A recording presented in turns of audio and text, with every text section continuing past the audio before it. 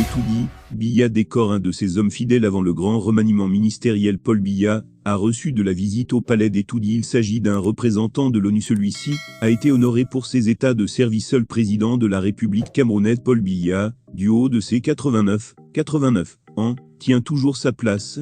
Le locataire du palais des Toudi a décoré le représentant du secrétaire général de l'Organisation des Nations Unies, ONU, en Afrique centrale. François Loun-Sénifal, puisque c'est de lui qu'il s'agit, est le représentant spécial du secrétaire général de l'ONU et chef du bureau des Nations Unies en Afrique centrale. Le président Paul Biya a remercié l'invité pour ses services rendus au peuple de l'Afrique centrale au cours de ses 5 dernières années. En fin de mission à la tête du bureau régional des Nations Unies pour l'Afrique centrale, il a été honoré par le président Paul Biya.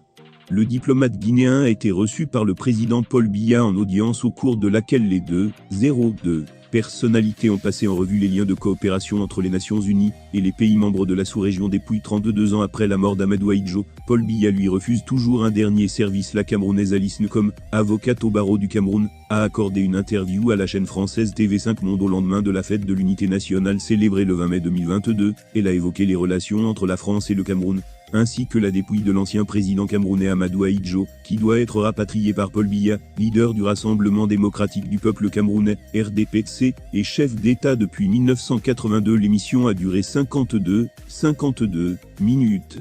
Pendant celle-ci, Alice Nkom, âgée aujourd'hui de 77 ans, a affirmé qu'elle travaille pour le maintien des liens étroits entre le Cameroun et la France.